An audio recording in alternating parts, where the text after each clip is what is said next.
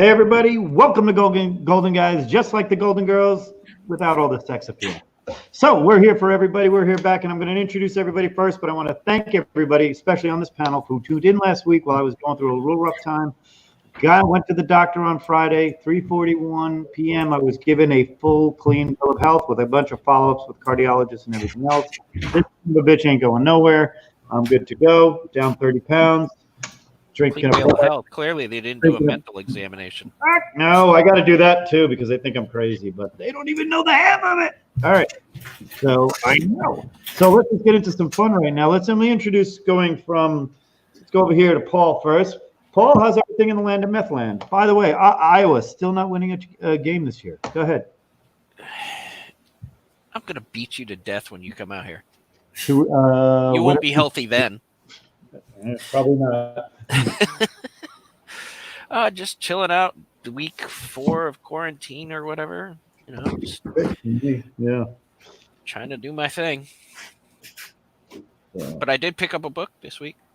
Okay, that's good. There we go. And we go now. Let's go over here. Let's go to our newest guy, the Golden Age Guru. How we doing, Jeff? Good. Always a pleasure to be talking to the community, man. So I'm excited. Also got a couple books in, and this is like my getaway from, being socially distant from people, and this is helping me stay mentally strong and to keep collecting. It keeps pushing that or instilling that thought of comics in my life. So I'm excited, man. Very good. Mr. DS. What's up, guys? So, my life hasn't changed that much except for the grocery stores being out of paper products because my job and the wife's job are both essential type of businesses. We're still open. We're still working full-time hours.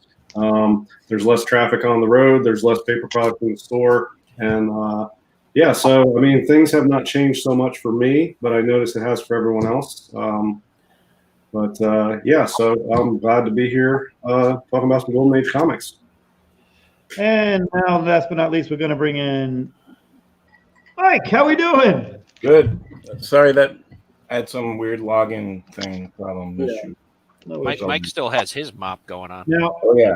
Oh yeah. He's got the nice Bobby Brady thing going on over there. Martian will be yet. Oh, we need to get that. So let me go shout out the cat before I go any further here. But tonight's show is going to be a lot of fun. We've got the spinner rack today. We're going to do something that I did, which is I bought a few lots of pulps, and I have stacks and stacks of pulps. Each stack is about 15. I've got 5 stacks, so 75 pulps magazines at least. And I just found 8 of these little what are known as the big little books. I got some Flash Gordons. I got some Mickey Mouse. I got some of these things, and we'll talk about little Pulp Fiction. And we're going to talk about what all of us picked up. My big win was definitely on eBay yesterday. I shared it with the group. Completed a big one off of my list for elephant covers. A very early Wonder Woman. So let me go into the chat right now and wish everybody, how's everybody doing? First, let's begin with Mr. Gretzky. He wouldn't miss this for the world. I'm going to start doing this part of it. There we go. Wouldn't miss this for the world. Then we got here Paul, maybe. And then Chris Barrett, that's where we started. We started with Chris Barrett first. There we go. And just to recon in his comments, Mr. Rod, one of my favorites out there. Good man right there. Even though he's a big Phillies fan. That's okay. Baseball, we can take a break from hating each other here. TJ, the Slab Dragon Watson. My man, I'm going to need some advice on Pulp if you have it. If not, I've got a book to share with you. I'll get into that later. Stream Elements, we thank you for watching our back. Tapping Comics, howdy to you too, my friend. Very good to have you here. And keep going down the line. We've got Mac Daddy Austin. What up, guys? What's with you? Let's hear about 109.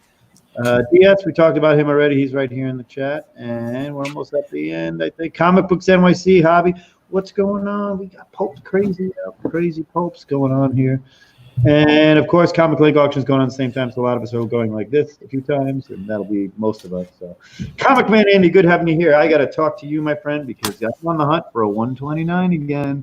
I didn't like my 7.5. I'm on the hunt for an 8.5, maybe a 9, maybe a 9.2. Depends on when I get rid of some of this stuff here. Fuchsia only. Hello, everyone. Hello to have you here. Thank you very much again. So, everybody, let's keep it civil and have some good times and show some stuff. But I'm going to start off by just going to show you one thing crazy right now. and that is my new favorite book or resource book outside of the fans. These two items here. This is the Guide to Pulps. This is Booker's Guide to Pulps, the 2020 edition. Ordered it. You can get it on Amazon, or you can get it somewhere else. I'm going to jump in this rabbit hole, and I haven't even finished my other rabbit holes yet. I haven't finished every elephant cover in the Golden Age, and I certainly am not done with original art forever. But I'm jumping in the pulp because I just saw an opportunity to say, hey, you know what? If I could get these things cheap, even if I don't make any money on them, I'm getting some great stuff out of it either way. And I don't really care about that, but it might turn out to be good, might turn out to be just okay. I know I didn't spend a lot on these things. Certainly, I pretty much paid sticker price for some of these things, and they're 10 cents or 15 cents a piece. So that's what I'm going to begin with, but I want to see what everybody else has because I think we're going to talk about pulps a little bit later on, and I want to ask some questions to the chat as well. So, Paul, we'll start with you. Paul brought a book today for show and tell. That's right. Well, everybody knows I collect the Frogman covers, and I got a one that DS turned me on to on eBay, and it is a IW comic, Undersea Commandos #2, even though it's the only issues. And it's an unauthorized reprint of Fighting Undersea Commandos from Avon, as most of the IW comics were totally unauthorized. And they usually came out about 3 years later with better paper quality. Yeah, like Avon is it's Avon, right? That's famous for the low paper quality. Only Ajax Farrell was worse, in my opinion. And these, I flipped through it. Oops, sorry. But I did a little more reading today about him, and apparently how he got most of these was he was buying up storage facilities for publishers that went out of business. So he was getting the printing plates and not having to print them up himself. Nice. Then he would throw four books in a bag and sell them at a store. I picked up a Kanga IW, the only one of the elephant covers of the IW, and it is easily well over a 9. I mean, they're in great shape compared to a book of 2 years before, which is complete nutter. I'm lucky to get a 4.5, but it's a great book too. Don't get me wrong. Yep. Yes. Did you pick anything to show for show and tell? Yeah, I got 3 books. I don't think I've showed them on this show, but they're on my Instagram. I think probably everybody's going to know what they are. But I got 3 here. I'm working on Bronze Horror along with Golden Age. So this is a book I've been on the lookout for a while. Weird War Tales 1. If there is such thing as a key in Bronze Horror, this would be one. It's the first issue of the title, 1971. This book is tough to find at a reasonable price in a higher grade. So I found 9.2 white pages from 1971, and really reasonably priced. So I had to pick that up. Hey, DS and Jeff, and I'm working on a Bronze Age just storyline, and I'm really focusing on the grades between 70 and 75 versus 76 on all. I don't go past 76. I actually stop at halfway through 75. This was during the paper shortage, and I have actual hard data of the top key books and all CGC for each month. And I've worked on it with a couple of guys on the CGC boards about it because I have been an advocate for the Bronze Age pre-75 as being, if you have a 9.2 or higher in an old slab from way back when the first era, get that thing re-slabbed. You'll be surprised. They've taken a whole new look at Bronze Age from that era because of all the complaints that there's only a 9.6. I have the Swamp Thing signed by Wrightson in 9.6. I've got 30% of the highest graded Swamp Things, and they were dirt cheap. I mean, compared to what they could go for now, I know one guy's put one up at $3,000. I didn't pay $300 for both. That gives you an idea. Yeah, I think for 2 of them, and the other one I might have paid $200 for. Right? Yeah, House Figures 92. I think there's only 3 of those in 9.8. It's an early bronze. You get past into the later bronze, there's a lot more higher grades. So, the early Bronze Age hard stuff I like to find. Really, my cutoff for that stuff is like 8.0. But if I can find it higher, I will. My House of Secrets 92 and my Swamp Thing 1 are both 8.0s, and that's fine with me. But when I see a 9.2 with white pages, I'm just crazy. I'll pick it up. Yeah, the only thing about House of Secrets, I put an X in there, is if the cover is better and presents better, I'll go with a 7.5 because the cover is everything with that book. In reality, the Swamp Thing story is a brief moment of a better stories are in the back. That was no offense to Len Wein who wrote it, but Here's I got two more. Go, keep going. Oh, by the way, was that a George Evans cover? No, this is Joe Kubert cover, story, and art. Hey, because Paul, when did he did Star Spangled? What did George Evans do that on the DC early Bronzes? I think it was Star Spangled. And Weird War Tales. Yeah, he did a lot of Weird War Tales, but he didn't do number one. George Evans is an underrated Bronze Age superstar. Oh, well, okay. Let's show some LB Cole.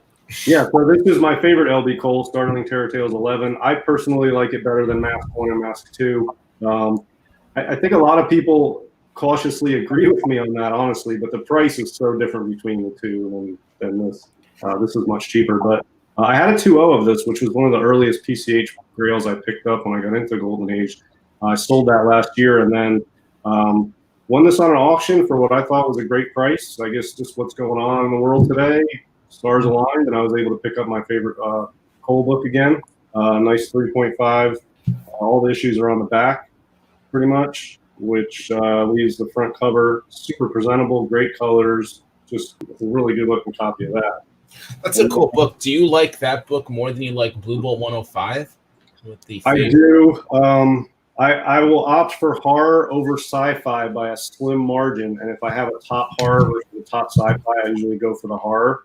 But a really good sci-fi can trump a not really good horror. So they're close for me, but I opt for the horror.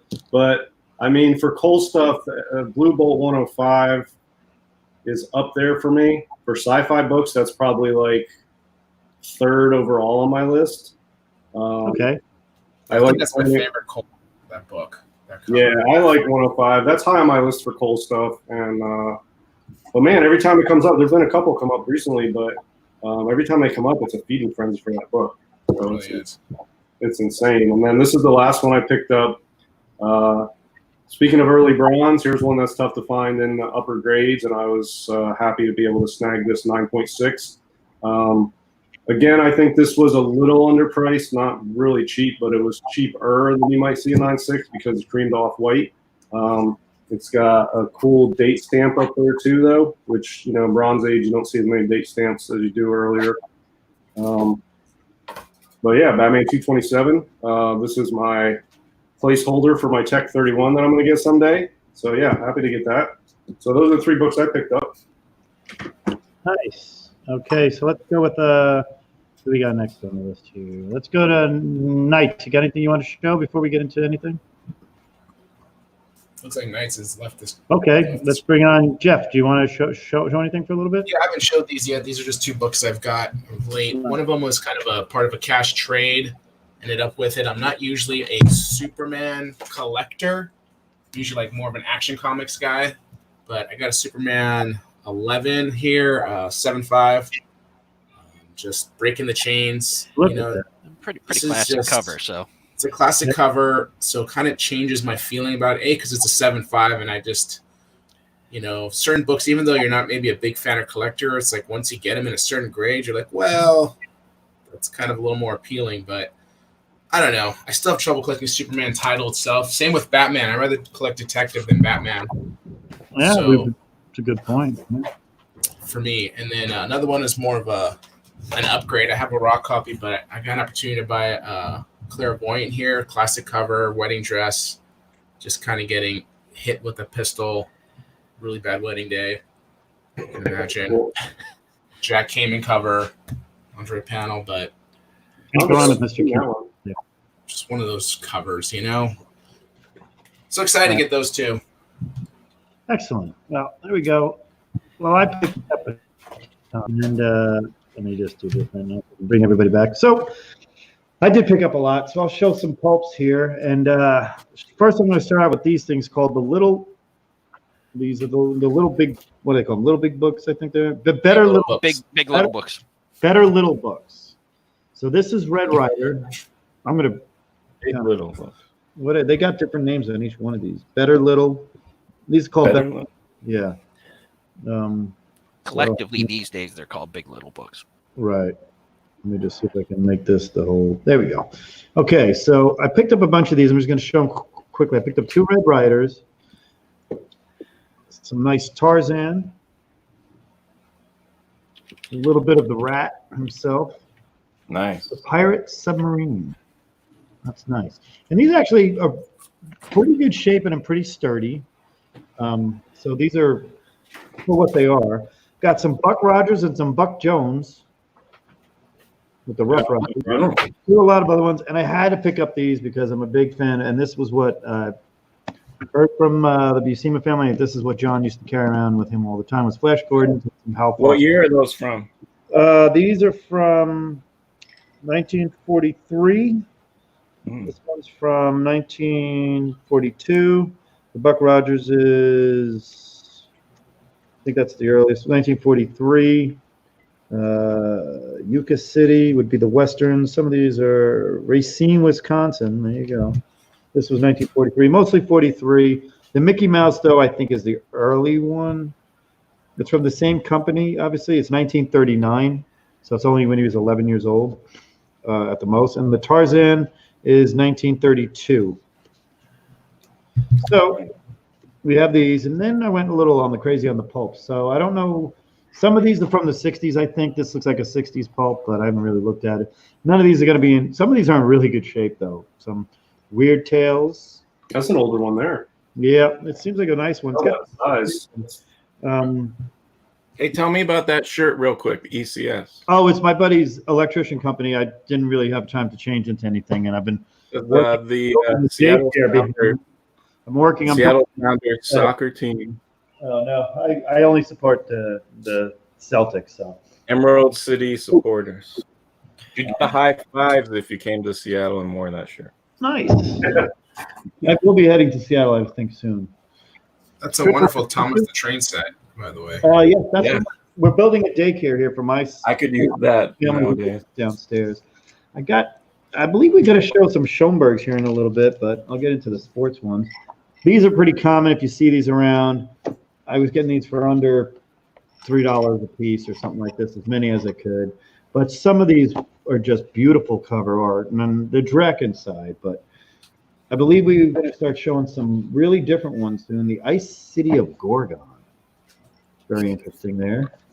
One of the oldest ones is pretty well known for pulp copy people. It's Argosy. Ooh, that's a cool one. This is a nice one. Again, I haven't taken it out yet, but it's fully intact. I can take it out here. I have no problem touching these things, and I don't wear gloves because I know what I'm doing.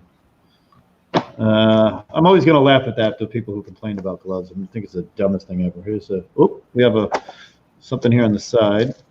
Oh, Fantastic Mysteries. We have a nice, which one is this? Another couple more. Came from that Fantastic Mysteries, I think. Oh, okay. You can see here. And then we get into some sports ones. And then we have a really cool cover on this one. This one's a little beat up to shreds, but it is really beat up. But just a nice little sci-fi little doohickey right here. This is from the 60s. And then we get into some weird ones I just said I got to share. Amazing Stories. That's stuff. Some more fantastic novels and mysteries. Again, we did the warning in the beginning, so I get to show this thing here.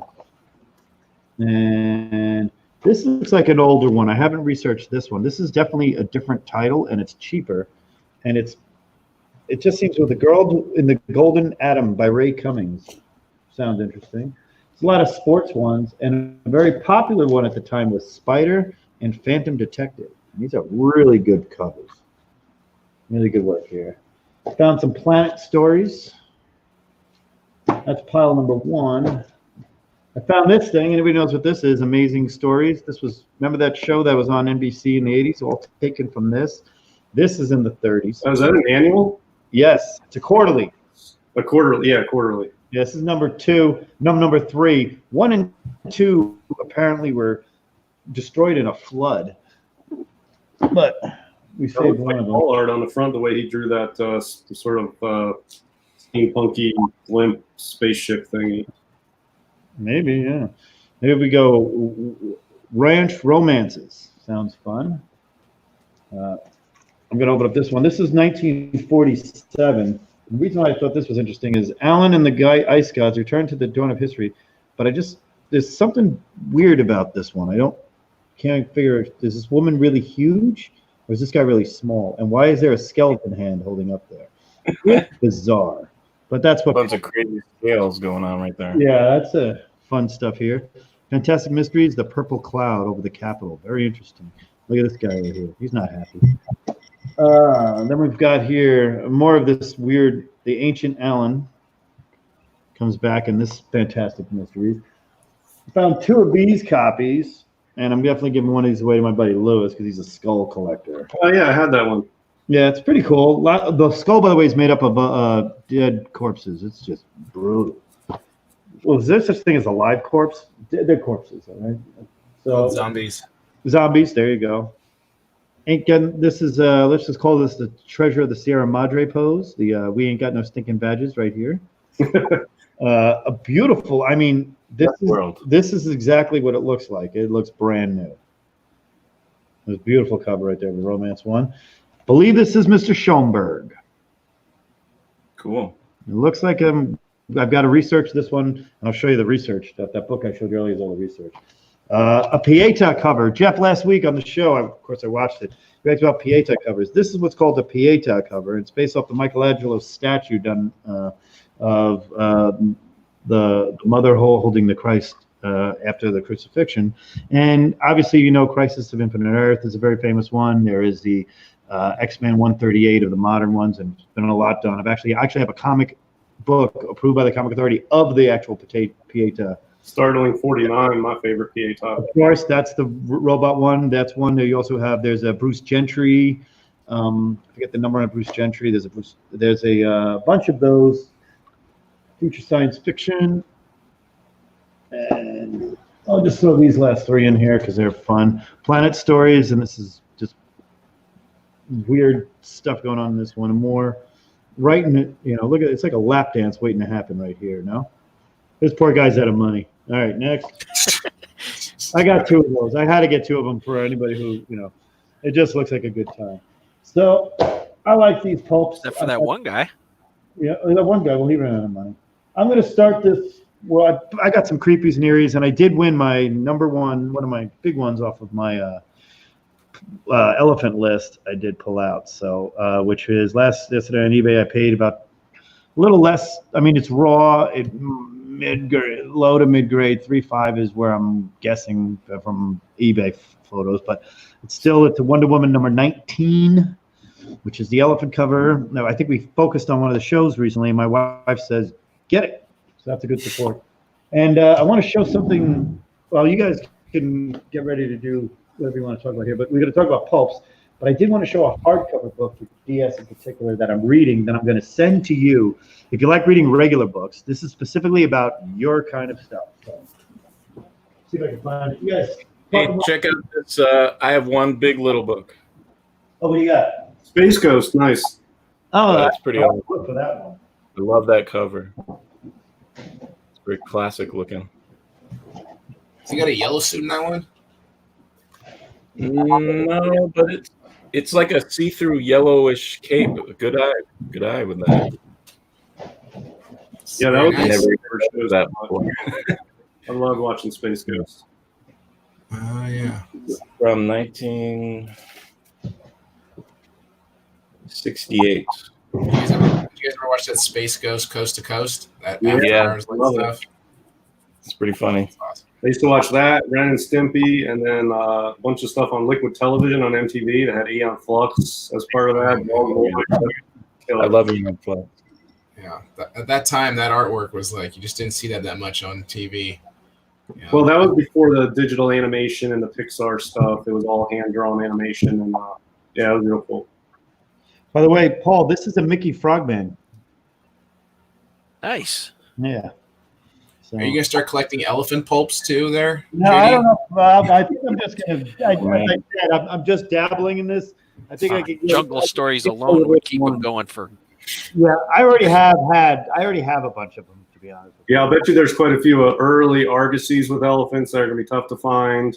Like 20s stuff, that's going to be, yeah. Yeah, you guys are going to make me go down that rabbit hole, aren't you? All right, let's keep going down some holes.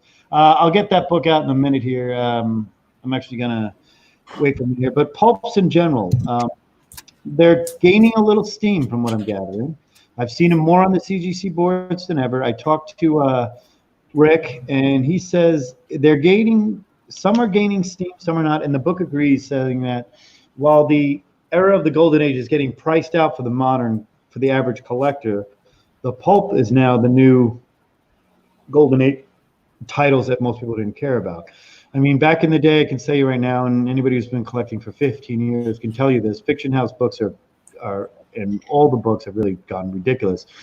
Pre-code horror was always pretty pricey, and obviously the superhero keys were always pretty pricey, but not like they are today. Now you've got books that are trading at, in a 4-year span, going from $1,000 to $6,000 for the same grade, right like that, which we didn't see in most everything because there's no speculation in this world. There's not like a movie coming out on Chamber of Chills 19 or something. You know, we're not going to have a Venus. Well, we're not going to have we might have a Will Eisner thing. I did get this sealed book, Will Eisner, The Story of Spirit, from July 6th to December 28th, 1941. Very interested in doing this because this goes right into Pearl Harbor when they're pretty much the end of the Spirit, but it's got all your favorites here on the back. If you collect Will Eisner and the Eisner Awards, this was a great little find. Untapped, unopened book for $5. Yeah, Eisner stuff's good. I feel like he doesn't get enough credit for some reason. Everybody says they love Eisner, but then nobody is paying up for Eisner books unless it's like an early Fox book, which I feel like they're paying for the early Fox book and not for the Eisner art. But The Spirit was a cool run. He did a whole series of instructional manuals for like the armed forces too, and they're funky little items, but. He did a ton of work back in the Golden Age, a bunch of different mediums, and yeah, I don't know. I think I've had a few books of The Spirit by him, and they're good throughout. And the Eisner's good.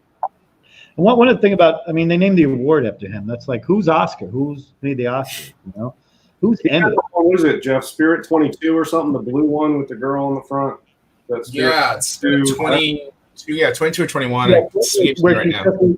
It's with the slit leg. She's got the dagger in her legging. Yeah, thigh high. That's like the quintessential Eisner cover, I feel like, and that one is sought after. I'll bring one out. Oh, you got one? Nice. Yeah, for good girl art, though, I think mostly bad girl art maybe from Eisner because the girls were usually femme fatales, the ones where he drew them. He draws one of the best femme fatales in the Golden Age. Yeah, there it is. This is kind of the classic. Yeah, that's one of the best ones. Got the dagger coming down the slot. You know, obviously the classic red dress, blonde bombshell. You know, just a really striking cover with the colors. It's very bold. And the cover, every time I see this book, the color strike's always deep too. It's always I rarely see it really faded. So yeah, and Jeff, you and me have talked about Startling 49, and I know we have different views of the caliber of that book, but that one reminds me of it in the same way that it's the simple elegance of it. It's not a cluttered cover.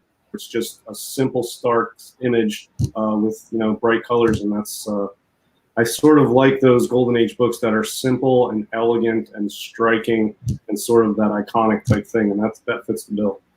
It's one of those books that you have your image, and whatever else is happening in the background, your focus is still on the main part of the image. So even there might be stuff in the background, but you don't even notice because you're so busy on the strong foreground and the way it's done. And that book is obviously this one has no foreground, middle ground. It doesn't have any middle ground, background. It's just an image. And the Startling has isn't the same way, but it feels like it is because you just only focus on Bender and the check, and that's I mean, there's that guy in the background with the gun, but the background, the sky is plain, the ground is, there's not much in the background there either. So, yeah, they're cool.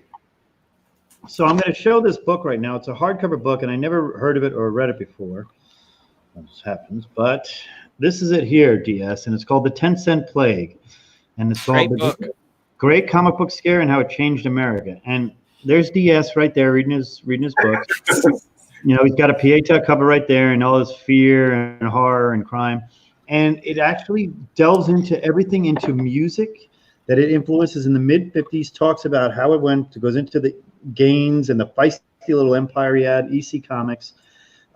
Starts with Will Eisner, goes into that when they first got into it, talks about suspense.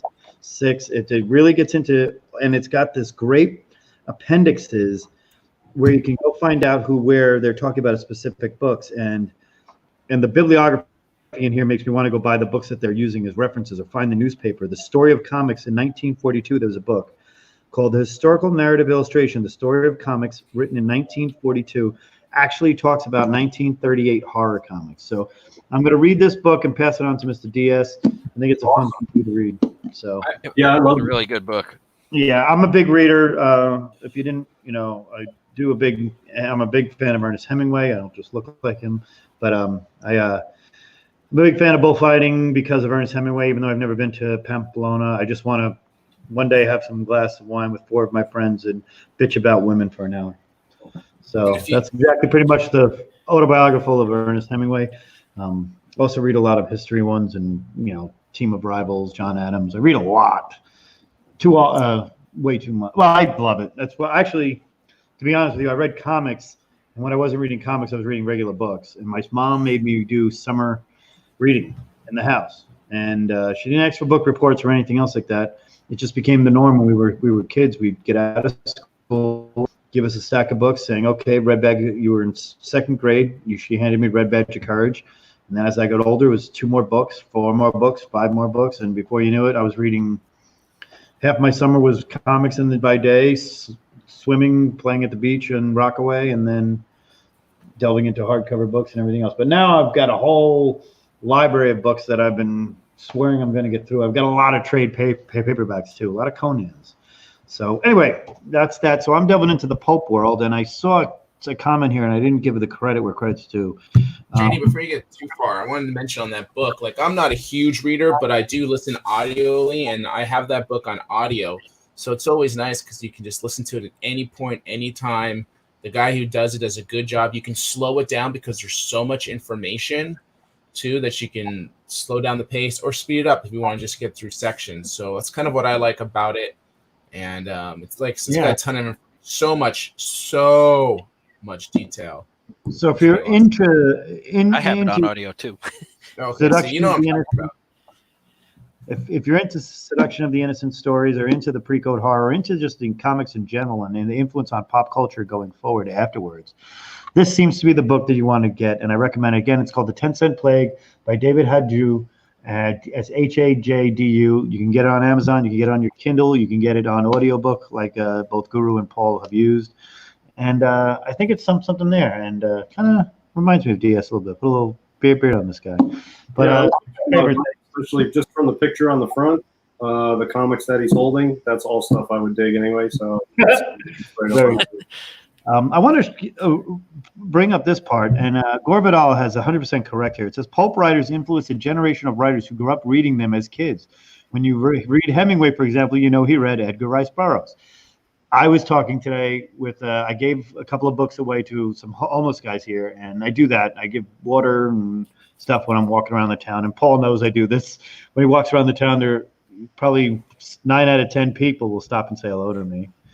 What did you call me? The Godfather? I said you're the Godfather of Omaha. Yeah, just the old market. My daughter's the princess of the old market. Don't forget. But they asked me, and these guys are Louis L'Amour readers, which is everybody in the Midwest. I'm sure Paul's got a stack of Louis L'Amour somewhere in his house. But these guys were like, I should try this. And one of my favorite books is The Sun Also Rises.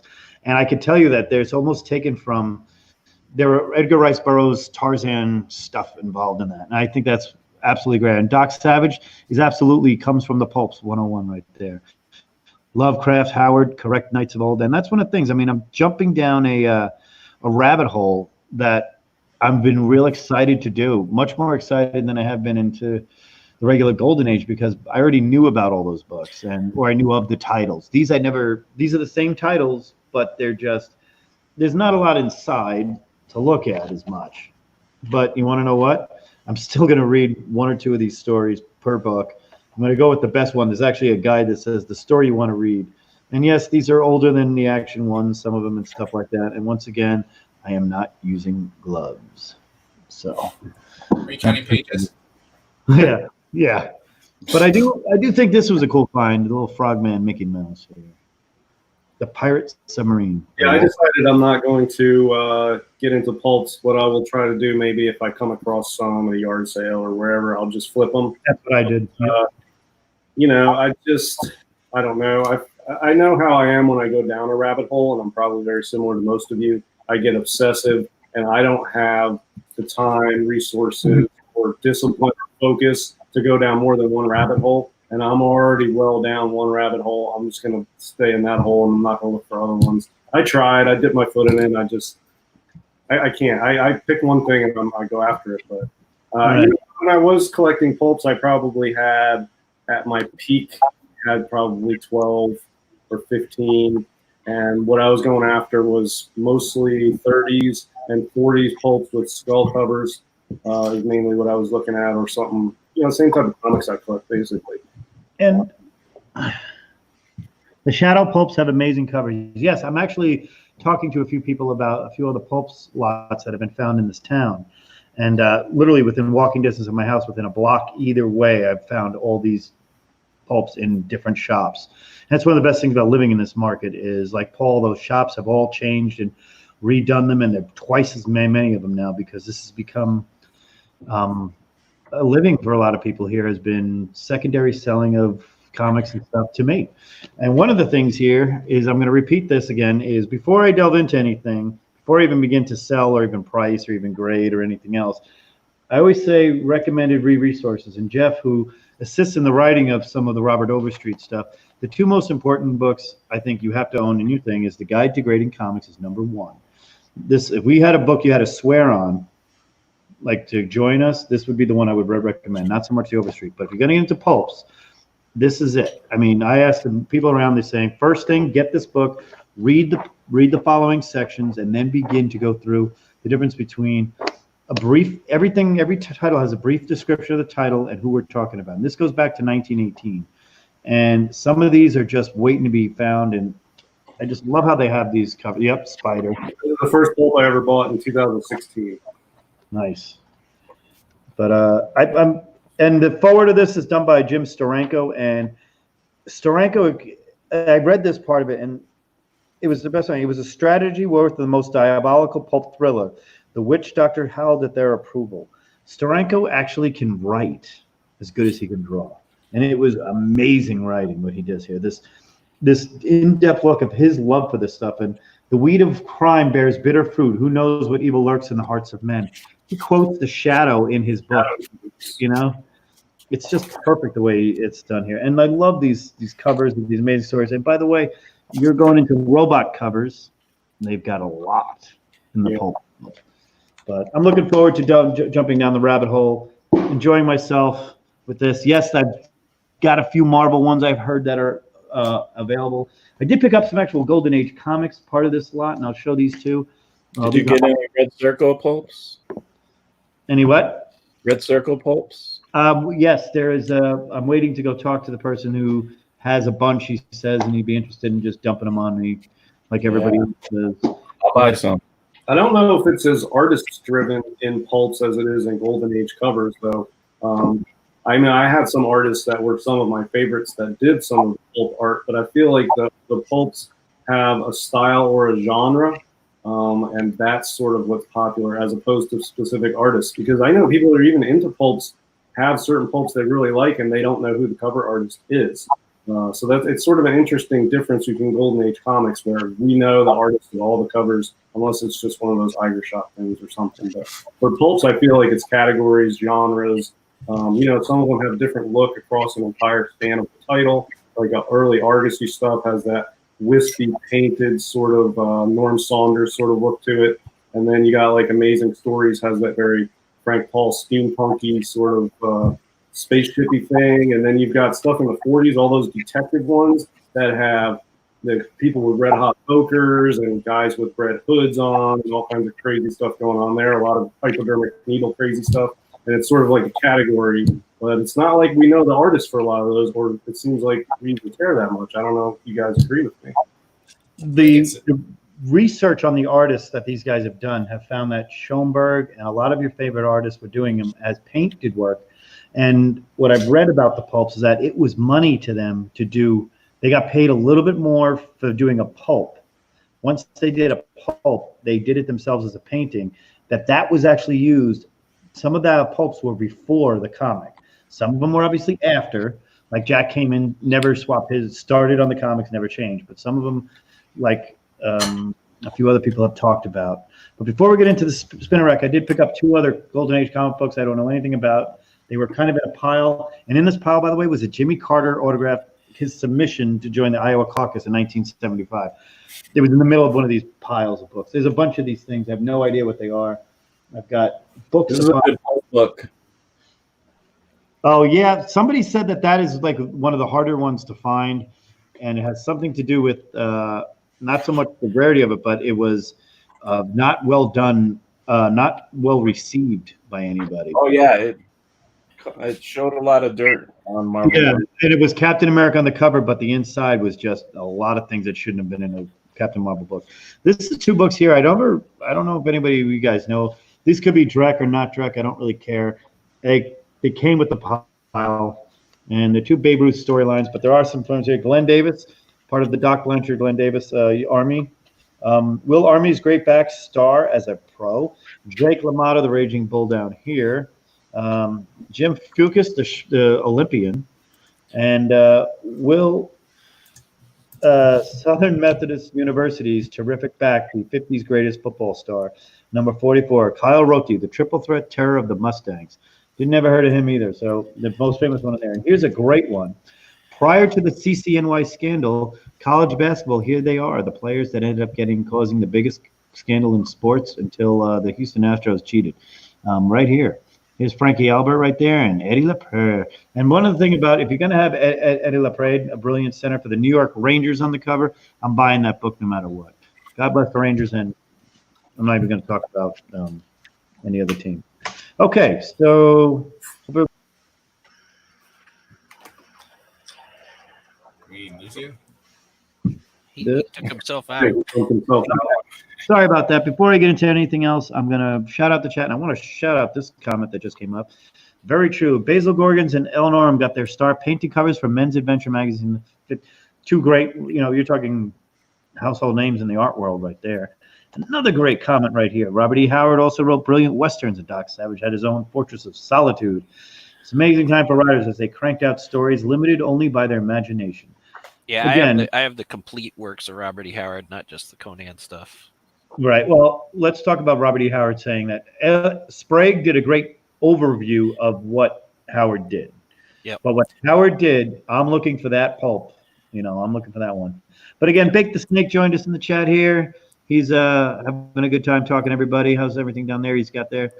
Even Hemingway lookalikes, like a contest every year. Especially where you are. I've been down to Key West several times. I used to go down there.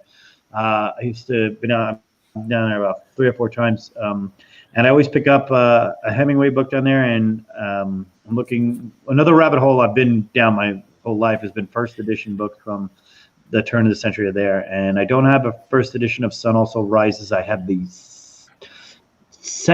reprint in 26, and I have a 20th edition. And the difference between the two is who the publisher was. If it was Spectre, it was edition 1 and edition 2. In the middle of those was Collier's put one out, and that's just a reprint of the previous book, and authorized, but it doesn't count as a second printing. Sometimes there was errors on there. When you were going through the pulps, JD, I didn't see Howard or H.P. Lovecraft, but I did see you had a number with H. Rider Haggard. He's correct. King Solomon's Mines, and yep, there's a lot of that. There's some merit in here. A lot of Murray Leinster, obviously with the fantastic ones. You're going to get him in there. Some and there's stories by Jack London are in here, and that's something that I didn't know, that he wrote a lot for these magazines. And Shield, I know, was in one, and more Robert Moore Williams, James Caan and everything, but not the James Caan we know and love. This one here is another one of those. It's Max Brand and Ray Cummings. It's kind of a weird one. It's March of 1950, and it's a normal title, and it's probably not worth anything, but there's something quite Look where's this? What's the deal with the chain? I mean, he's holding it. She's holding it. It's not tied around anybody. It's literally the bell of an inside of a clock. I didn't realize it until I looked at it like 3 times. Just weird stuff going on in these. That looks like probably a 50s pulp there. This is 1950 exactly, and then Jeff sprung the trap is how that one begins. But it's funny. This is from the Babylon, New York, where a couple of towns over from where I actually grew up. But some of these things, the ads are worth it alone. Paul, they got a whole one on overalls. So Paul being from Iowa, there's a lot of art in pulps that's interior that I think is really good. There's an Instagram account, and I think it's called Vintage Pulps or Vintage Pulp, and they showcase a lot of interior stuff. There's a lot of hand-drawn, almost like they look like etchings or something, but they're black and white hand-drawn full-page illustrations inside the pulps, and those are similar to me in quality and sort of hidden gem value as a lot of like the interior splash pages on Timely's. That's what this whole book's about. It's really awesome. There's I think the Instagram. I'm gonna find if anybody wants it. What book is that, Knights? I'd like to get that. Oh, this is The Secret History. Oh, The Secret History. Okay. Yeah. And it goes through all these different artists, and it shows tons of their interior work. Like this is Schomburg's, like some crazy stuff that sometimes they don't sign, but it's crazy stuff that a lot of the artists aren't particularly proud of. But we like it. There's even like, and you'd be surprised that the guys in here, like there was even I was showing it up earlier. This is Matt Baker did some interior. Yeah. There's a few that are the Planet and the Jungle one I have has Baker's name on it too. And these guys, they do their appendix is they cite everything because they knew it was going to be controversial. So it's cool to see where they got every single piece of their information. And if you got it. Put it on me, I'll show you my pickup of the week. My rare pickup. Yes, Gore Vidal, by the way, that London wrote everything, including boxing stories. Yes, and one of the things that John Buscema drew mostly was what his favorite thing to draw prior to him getting into the Conan world, because he didn't like doing the superheroes. Even Thor and Surfer, he wasn't his favorite by any means. He grew up on Hal Foster and Robert Fawcett. So that artist, that style would definitely be a boxer, and built guys. And he did all the men comics, young men comics, and did a famous story in Young Men #4 called The Champ, which has been used over and over again as storylines of the storylines. The story was done by art was done by Mort Leave and him. The story was actually a Stan Lee story of a boxing match he saw where he hired John Buscema, who was drawing at 17 or at 20. He was 20 and the other one was 21, and he was drawing for these direct fighting newspapers, just drawing the characters for $2 a piece. So, I mean, it was Depression times, so let's be honest. So, but then eventually it was during the war, and that's what they did. So, Jeff, did you go down the pulp rabbit hole yet? We talked about it last week on our little get together. I wasn't sure if you were collecting pulps or not. Everybody said my wife is watching Miami Lizard right there. There's her Miami Lizard. as Satana, drawn by Kevin McCoy. There's only one pulp I have at the moment, and it's only because it's like a very fine near mint. It's that classic Batwoman green cover, chick. And, oh yeah. I only have that one. I did fall into a collection many, many years ago, but I wasn't collecting pulps at the time. I'm still not collecting pulps at this time. If I happen to fall into a pulp situation where I feel that I can invest in it and maybe turn it around, or if the condition is so nice, because anything at a certain point is just ridiculous for a pulp, that I feel I should just keep it, then yes, I will do that. But for the majority, I'm not jumping into pulps. No disrespect to pulps, because I love them for what they are, but I can only finance so many collectors long term. And I will say this: of all the Golden Age collectors in this panel, my advantage versus DS and Knights in particular is none of my Jungle Books, with exception of maybe 3, even will ever go near a timely price or any decent pre-code horror price. I mean, most of my Jungle Books are jumbo jungle. I mean, some of the Fox ones, JoJo, Rula, some of those are pricey, but Adventure 34, Wonder Woman 9, Wonder Woman 19, scratch off my list, Jumbo, early Jumbo 23, which I have on hold, which I got to call that guy because now that I can trade some stuff, I should call him about that. But yeah, I mean, having being a jungle collector for a while, and especially the elephant covers, I didn't have the same rabbit. My rabbit hole is not as expensive as, let's say, I'm not going after a Captain America Golden Age comic unless it had an elephant on it. You know, I'm not going after a Superman comic. There are Superboy comics I have. I've gotten my next week's show. I should have 4 major elephant cover finds that I had, and I had a great. I've gone for a week and a half, but while I was sitting there at the doctor's office, I was like, "They want how much for this? Nah, let me try a best offer."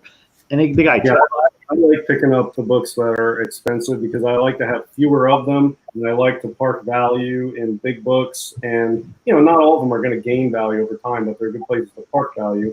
But yeah, I like having a small collection of sort of bigger stuff, and it's just the main reason I do that is just OCD and management style.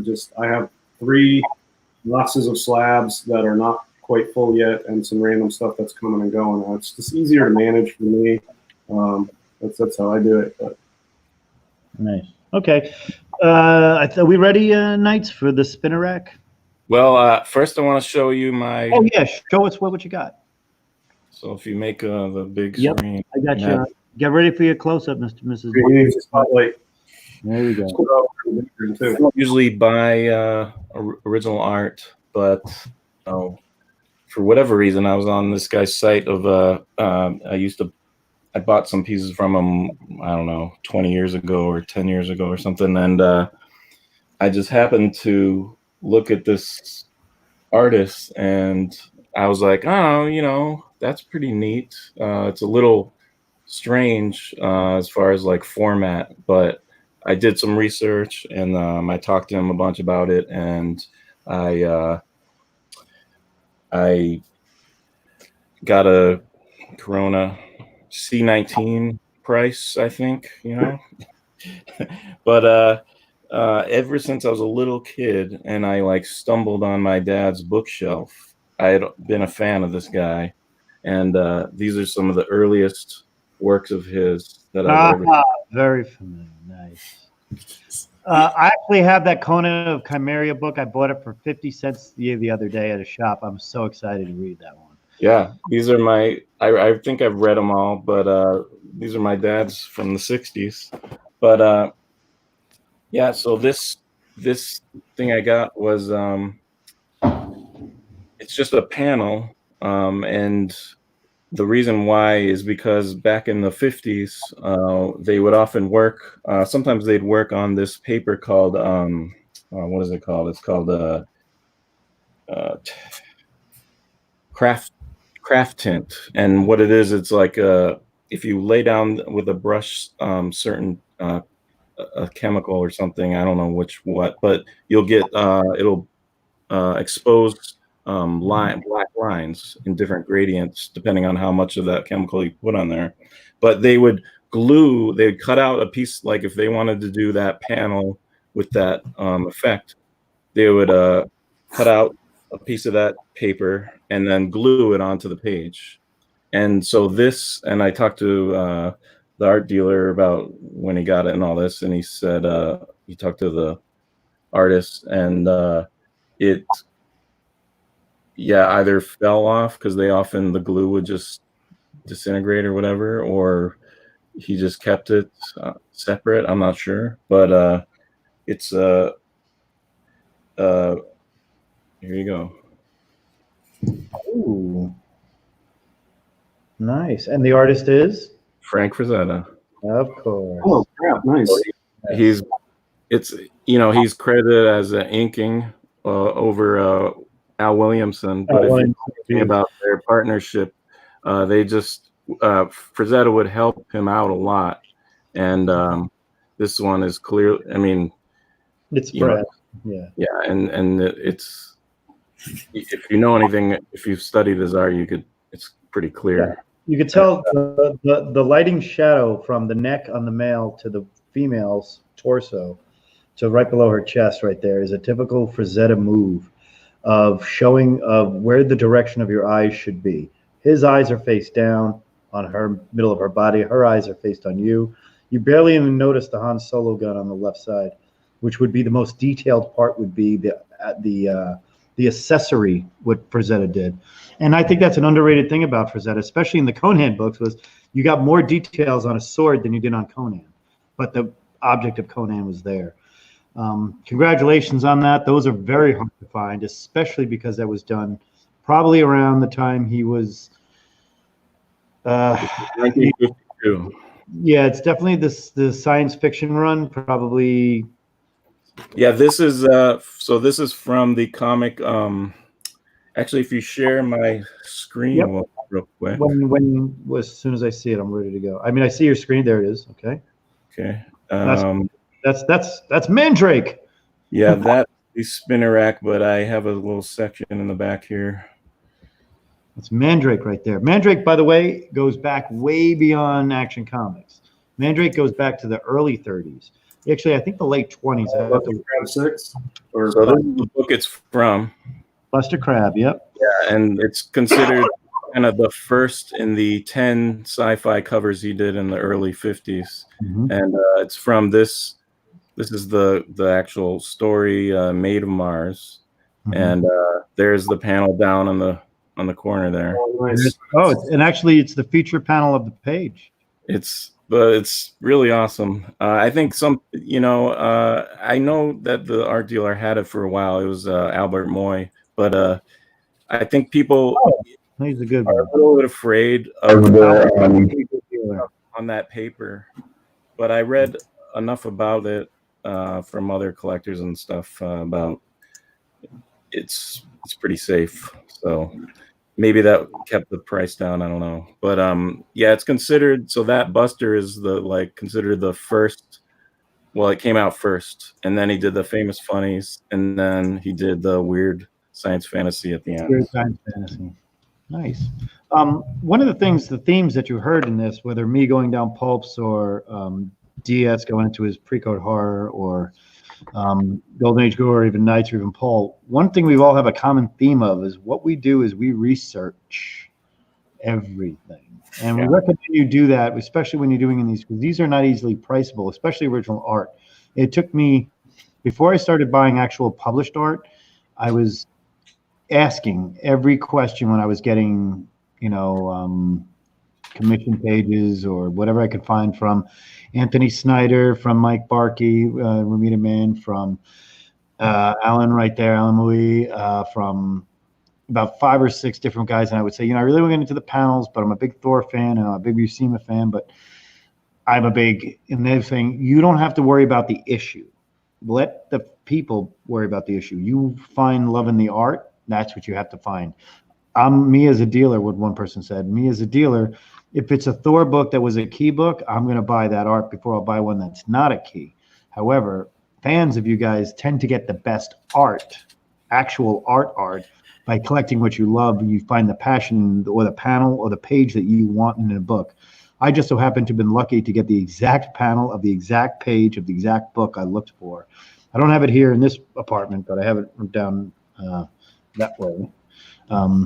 It's my Buscema from 231. It's the return of Jane Foster, and it is the first time you see Jane Foster since really in continuity in early Kirby, maybe 32 or 33, 133 or 132. But I think this is a great job here by in the Knights. Where is he? Here it is. One more shot of Frazetta before we do everything. Are you going to pick up a copy of Buster Crab 5 to go with that, like frame them together or anything? Yeah, I mean, it's actually it's not an easy book to find. I mean, it's not. But they have an issue. Oh, sorry, I have to explain that I'm using without a mouse and everything. So every time my hand goes over my thumbprint area, it kind of That book's like anything else, though. It comes up, and if you find a low-grade one, it's not crazy. But I would be more inclined to spend money on a copy of that if I had that original art, because I would frame them together, and they would make beautiful Frazetta piece. Yeah. You might be able to just even get a cover list and just get the interior page if you want. But the published page. I did just pick up this Conan hardbook, which is Kurt Busiek and Carrie Nord. Carrie Nord has done some Thor's commissions for me in the past, and Kurt Busiek is a rare Conan writer that it's not a Roy Thomas that I like. I'm a big fan of Roy Thomas. It's Conan's, and this is not a Roy Thomas, but it has some stories in there, and it's got even my favorite storyline, the Tower of the Elephant, which is nothing to do with elephant covers.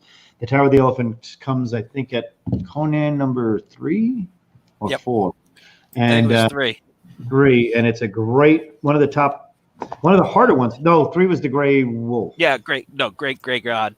Great God, right? And the next one was the Tower of the Elephant, and it's just some of the best storylines in all Bronze Age as the Conans. If you're into, I'm not knocking anything else. There it is, that one right there, number 4. That's the Tower of the Elephant right there. I have that. Thanks to Mr. T.J. Watson for helping me out with my Conan collection. That's the 2 books I'm going for in the Bronze Age.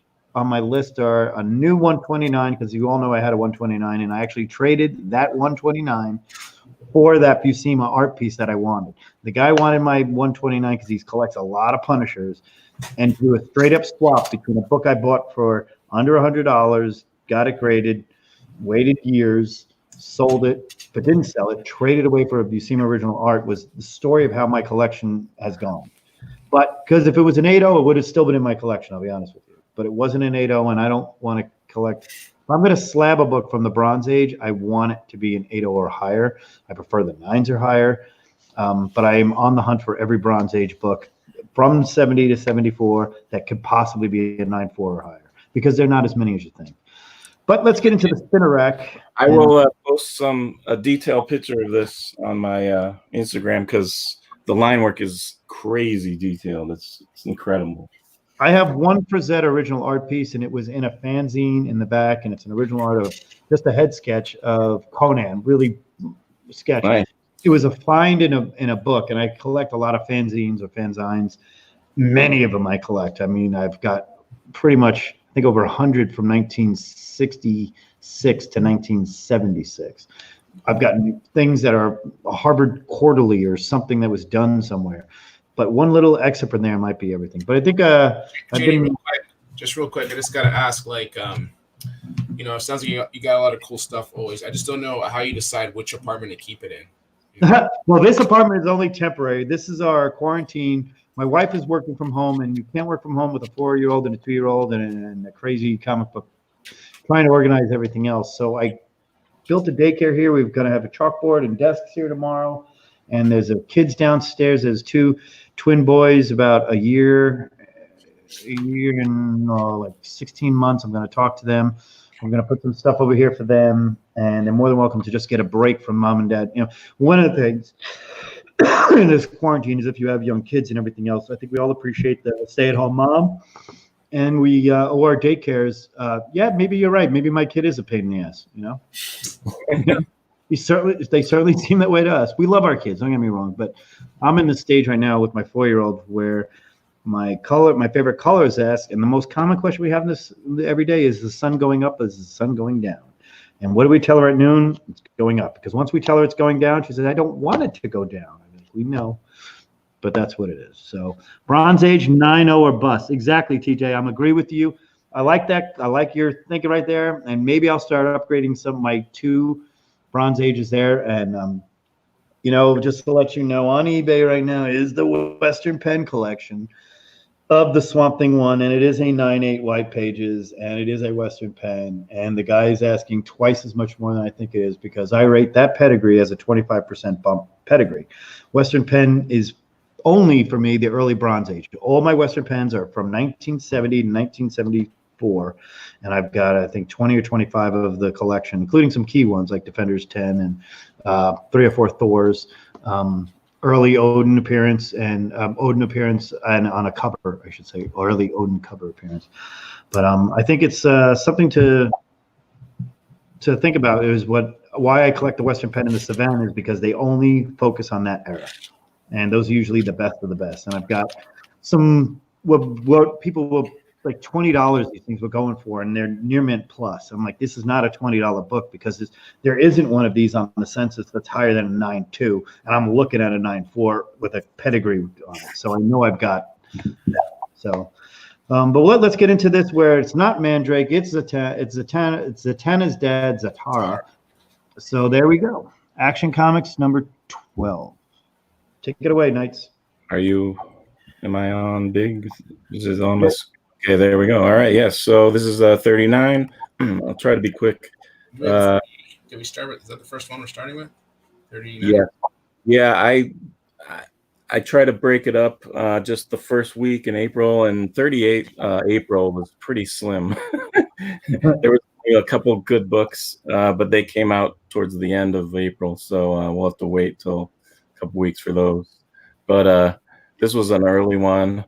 Awesome. I think it's a great cover, but most people are buying it for one of the last pages. There's an ad on the bottom right for the first appearance of the Batman. Detective Comics, right there, huh? Yeah. Don't miss. What does it say? The new. This new thrilling adventure strip I can put my starts in the glasses May on. issue of Detective Comics. Yeah, because later on in the month, Detective 27 came out. So Nice. So it's Tuesday night. We're going in the next day to the shop. Just to let you know what we're doing here. This is a spinner rack where we get our preview of the day before. Right now it's 1939. And do you buy this book? Is this our only one for 39, or what else we got? yeah, the only one for 39. So I'd say you should definitely get it. And I'm curious to see who this Batman is. Sounds like a cult character. You know, the only bad thing about the Batman is that stupid wedding they did last year, and I'll never forgive them for that. Back to Detective Comics. All right, so now Then we got jumping to 1940. I always like this cover. It's pretty simple. It's pretty cool. It's like the second Robin cover, I think. And I think this might be before Batman 1, but I'm not sure. Might be right around the same time. I like this better than number 38.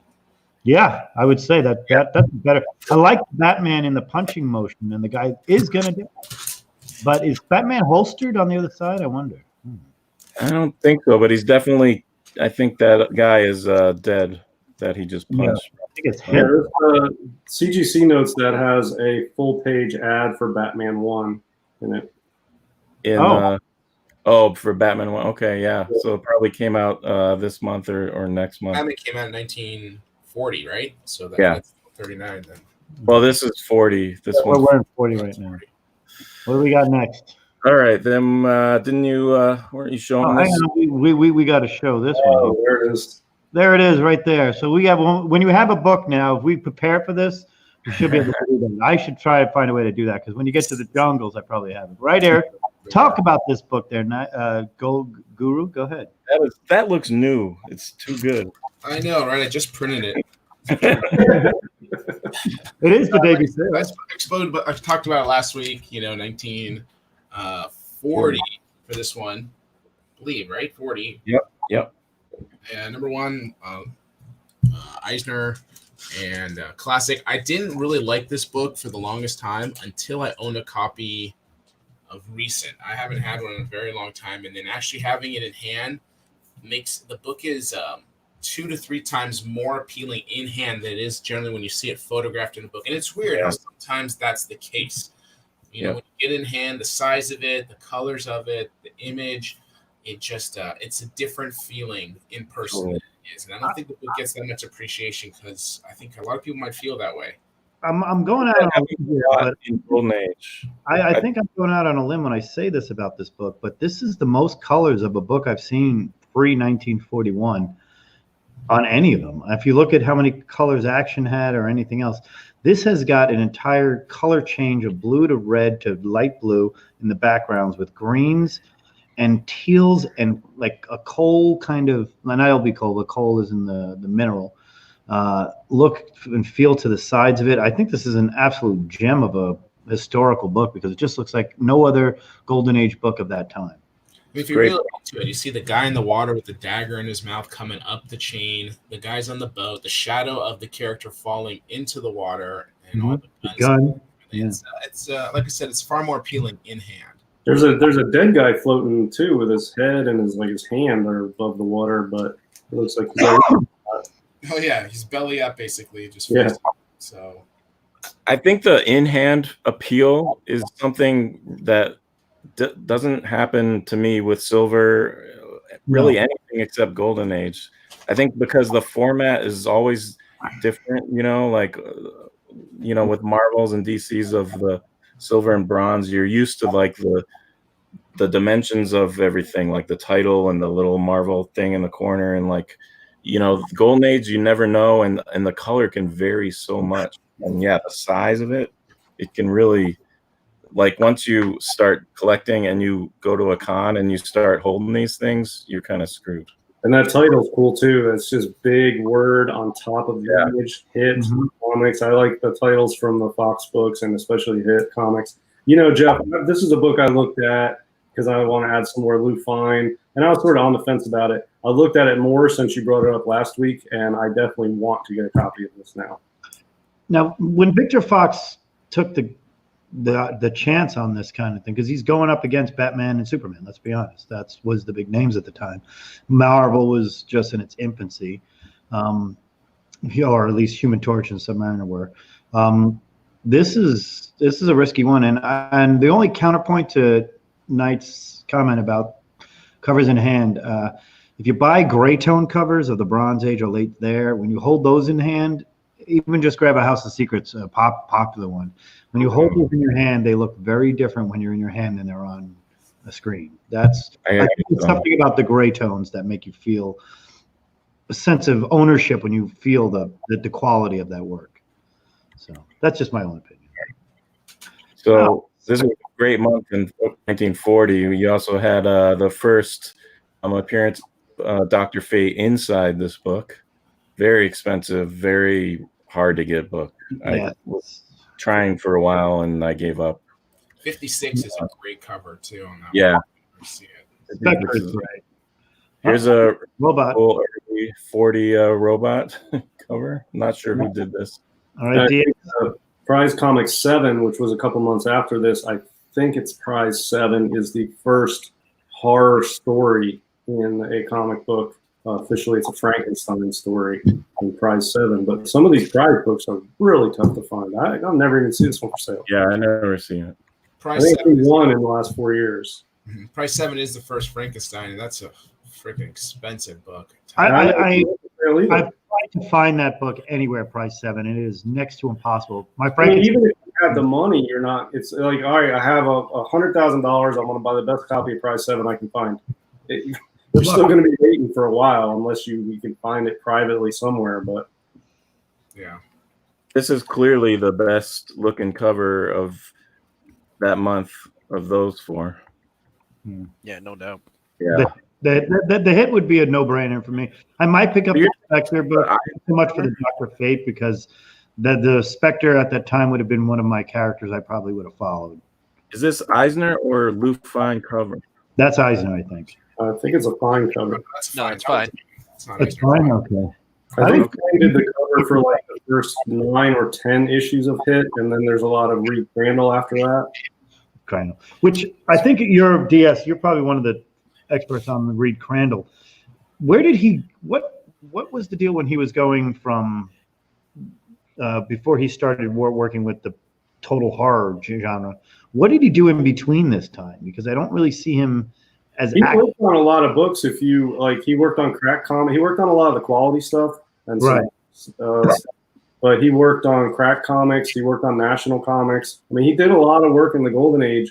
And then I guess probably his longest run is when he finally got into the 40s and 50s with Black Hawk. He did a lot. One thing I just put him with, yeah. But all his stuff's quality. I have a few Crandall pieces. National 16 is a Crandall cover, I think. That's high on my list. I've got a Crack 51. It's one of my favorite werewolf covers of his. There's a couple Black Hawks that are cool, but he's a pretty underrated artist, in my opinion. Yeah, I'm not sure who did that. Werewolf cover couple, haven't you? Yeah, I'll pull it out. It's Yeah, it's a high grade too. I had like 3 copies of this book. I'll get it while we're talking here. This is an early. What is this guy's name? Starman. Starman. Yeah. Okay.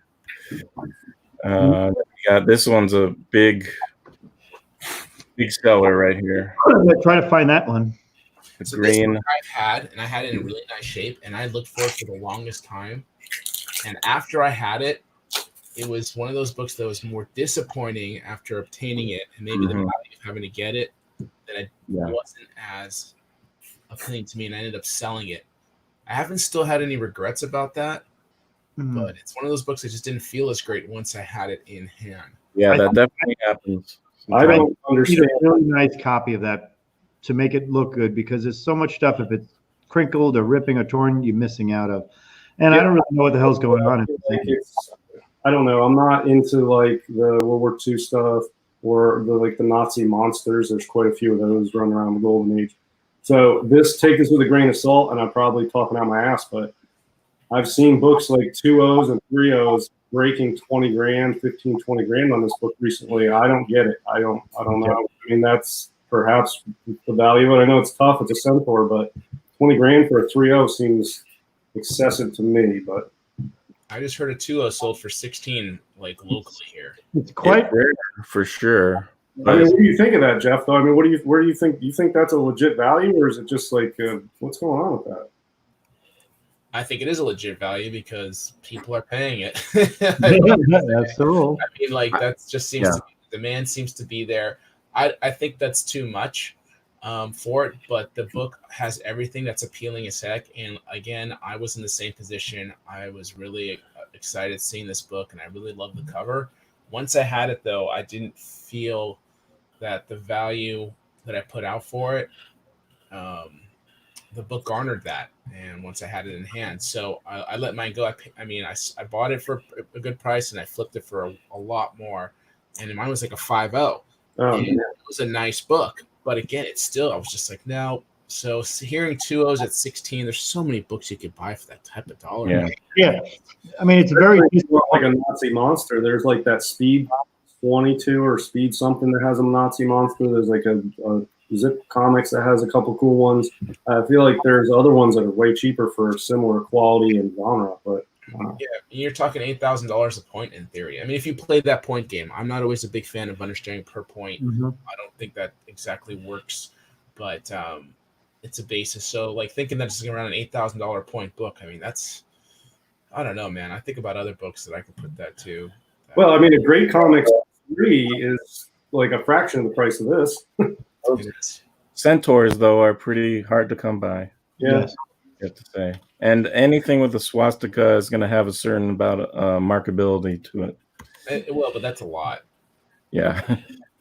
Here's like the werewolf if anybody was interested in seeing it. Oh, yeah, let me see. Let me bring up DS's werewolf. That's the one I wanted to, because that's the one that he showed me when he got it, and you sent that message to me. I'm like, that's the one I was looking for there. This one. Beautiful cover. I mean, it doesn't go for much, and there's just not many out there. I think it's a Reed Crandall cover based on my research, although CGC doesn't note that, but I believe almost 100% sure it is. Yeah, it's a super cool book, tough to find, and somebody recently submitted one that got a 9.0, so this dropped down to like 3rd or 4th on the census out of like 8, so there's not a lot out there, but just a great cover in my opinion. Nice. So yeah, I love it. Okay. What do we got here? I just haven't shown too many of the early Green Hornets, so I thought that was a nice lettering, actually. I actually would probably buy this based on the car alone. It's pretty cool. And there's a collector here in town who has every Green Hornet of the Golden Age. Wow. That's and then, Green Hornet 42. Pretty cool blue. Original Blue Beetle costume, the only one I consider any good. Pretty good one. We got here's the one timely cover with Cap on it that maybe DS someday when you're rich you might buy because of the robots. The robots on it, yeah. I'll tell you, there are some timelies I do want, and I would buy them now. but I'm competing against timely collectors who are willing to pay more than me. For me, I would buy this as a horror sort of cover, not as a cap cover, and so I will never be in the ballpark on prices on these. That's my problem with timelies. Now, there's a few, as a cap collector, I had to pick and choose which ones I could get, and there was a bunch of them that I was like, oh, that's terrible, and this started out in that camp, but then over the years I've really kind of grown to like it. Like the lady's face is really great. The robots is just wacky. It still has some Nazi stuff in it, so I think I'll get it eventually someday, hopefully. Good luck. I'll be rooting for you. Easier to get and less expensive than Schomburg's, that's for sure. This was the music. You might want to spec on this guy. I think it's the first music master. He might be big. I think it could be a good spec one. I'd probably buy it for the Heroic Comics. Ended up becoming a great run of great covers, quality paper, and just a good. I like once the war started, Heroic Comics is World War II painted covers, and I have no interest in those. Yeah, those painted covers were amazing. More heroic ones have a character. They're all cool, but they have a character named Aqua Lad. Hydra-Man. Yep. Hydra-Man. And he's got a cool, almost like a Lou Fine on the Hit Comics with the transparent sleeves. He's got like that shimmery transparent suit. And has powers over water and stuff. And he's got some cool stuff in the early Heroic Comics. Yeah, I feel like this cover could be from like early Silver Age or something. Like it doesn't really feel like a old Golden Age, or especially 1942 for me for some reason. It looks like something you would see on a postcode horror book. Yeah, I can see the code up here on the right side of an EC or something. Yeah. Oh, and I think Reed Crandall did some work for that title too.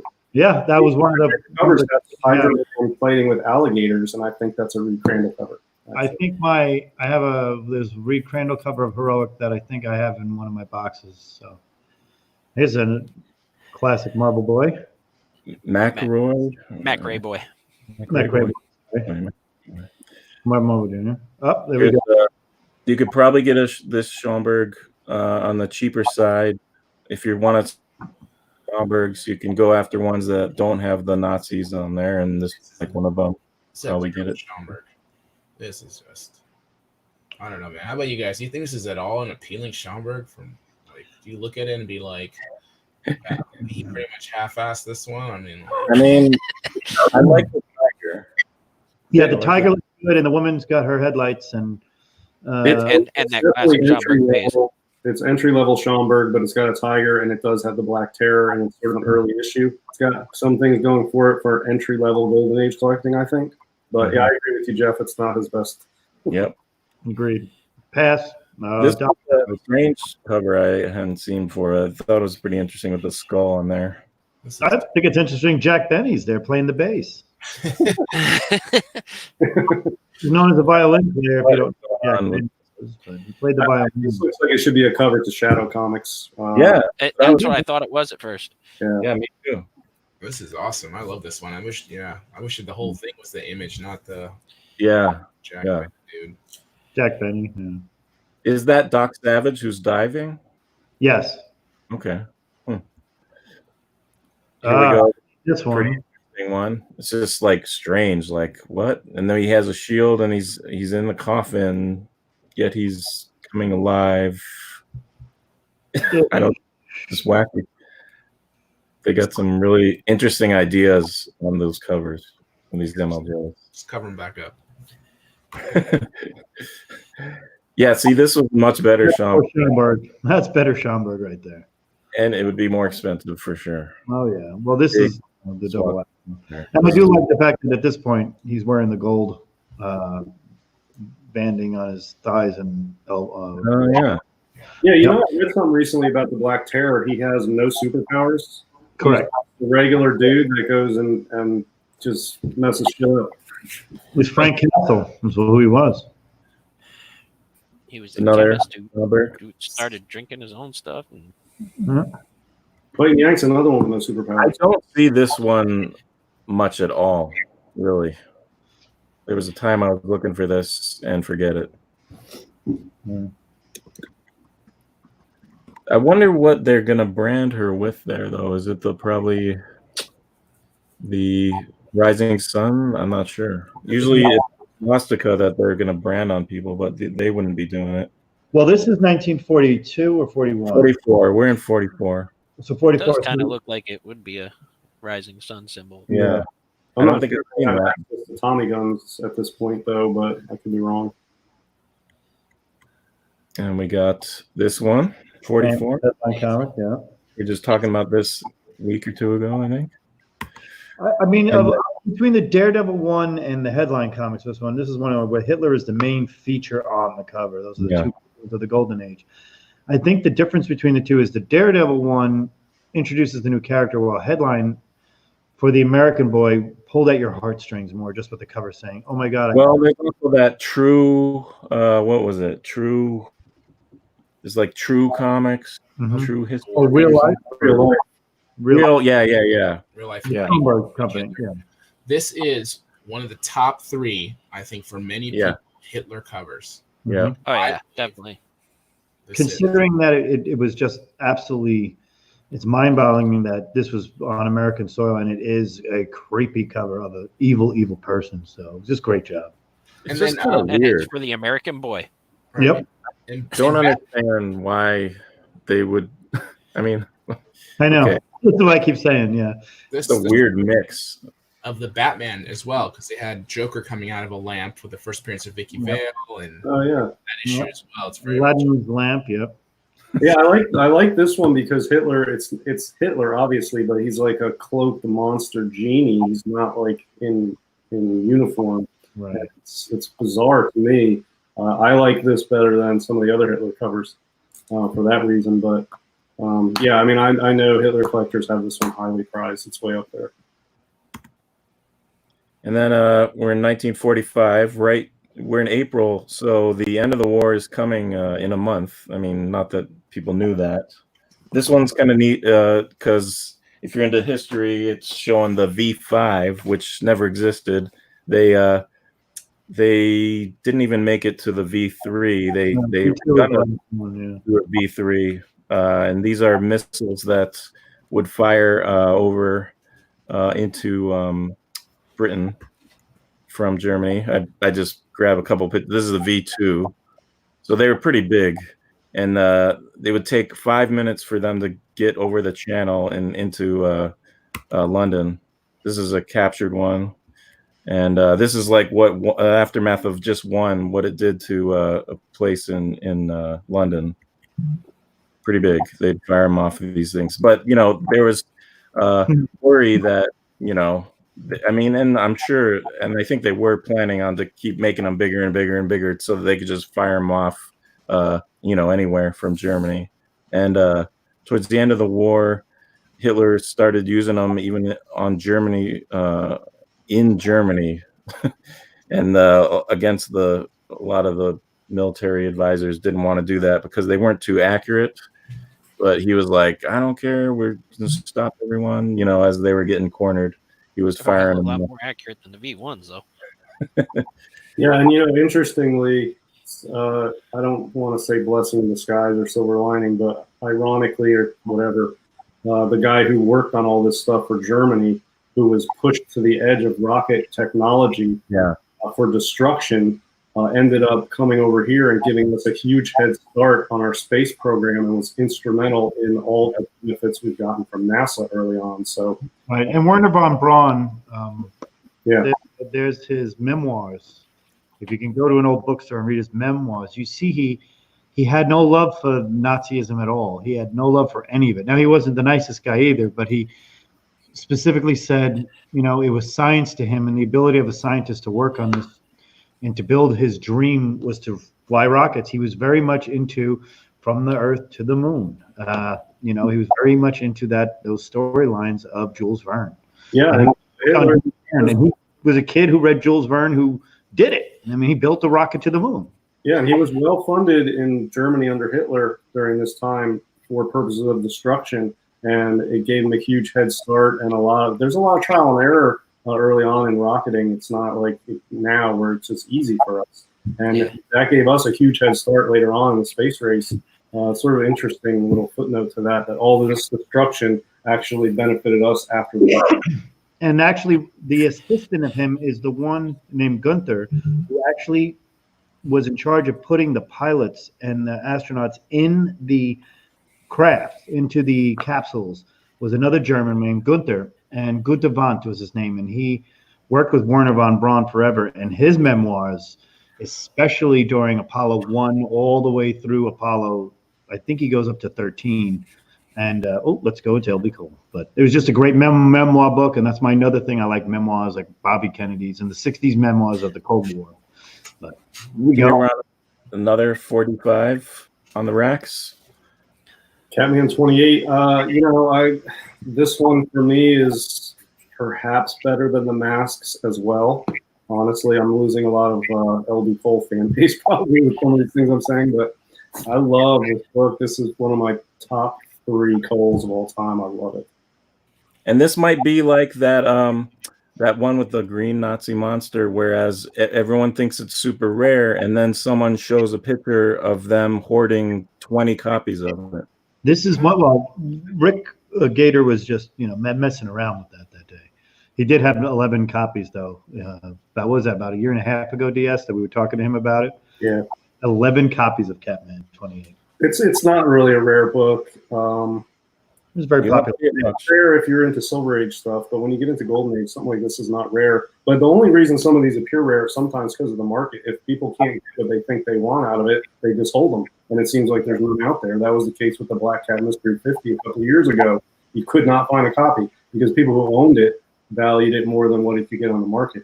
Once that price goes over it on the market, they flood into the market. And you've seen that with this book. There's been quite a few on the market too. How many of you had, Jeff? Of this book, just one. I'm not a huge fan of this particular issue. So when I get it in, I let it go. Just because for LB Cole in Catman for me is not what I collect or tend to keep. I like some other Catman issues in here. I do, but just for LB Cole, it's more probably sci-fi and some very few select horror stuff. So it's pretty, I don't put myself out really LB Cole too often. Yeah, sorry, go ahead. Oh, I was just commenting that it was a pretty early one, and I wondered if that was you liked his later stuff better, maybe. Me? Anybody, Jeff? Yeah. That's a good question. I haven't really thought about time frame. For me, I don't think it makes a difference on when. Pretty much his style was pretty dramatic from the start. It feels like it continued. So really just depends on the image to me. And I like Mask 1 over liking this one. Mask 2, I don't really care for Mask 2. I think for me that's overrated for what it is. And I've had that book 3-4 times and people go fanatical for it. I don't mind letting that go. Mask 1 I would probably keep if I got that for something reasonable that made sense. But yeah, so that's how I look at it. Mostly the Blue Bolt stuff. I like a lot of his Blue Bolt. Yeah. For me, I like Catman 31. Which is I like Terrors of the Jungle 17 and 21. Now that JD's back, I like 31 and it's a PA. Yeah, my favorite Cole stuff is the early pre-Star stuff where it has like that sort of liquidy, smooth, silky feel to the art, like Catman 28. I do like Mask 1, the Target issue that I actually bought from you, Jeff. Power Comic 3, that early sort of liquidy feel to it. It's got its own style. Once you get into the Star stuff, the Blue Bolts and whatnot, that stuff's good, but they're hit and miss for me. I only like a few of the Blue Bolts enough to buy them at this point. Yeah, Gene at Shortbox is where I got my LB Coles. Oh, he's had some. He's a big LB Cole collector. Oh yeah, he said I found the elephant covers for you. I'm like, great, I'll take them. So. Yeah, he got 2 of the Blue Bolt 105s, both of which I was thinking about, but he was not going to lose out on them. So what are we going to do? This is a great Schomburg Nazi one with where they're giving putting poison in the candy, and it shows them giving the candy. It's pretty hard to find this one too. Yeah, that's one of my favorite exciting covers. And here's another one. This is 45, getting close to the end of the war. Mm-hmm. I'm not entirely sure that he knew anything about that though. But here's 46, starting to get into the out of the war. That's for sure. There we go. And one of these book ones we had showed them last month. There was 2 of them last month. Now that is not a 3-dimension. That is a 3-dimensional drawing. That is not a hard. Yeah. Pretty funny. Mm-hmm. And then so by 47, these guys, didn't have much to do. Powering up trains. There's very much a slap shot moment in there for all you hockey fans. They brought their toys with them.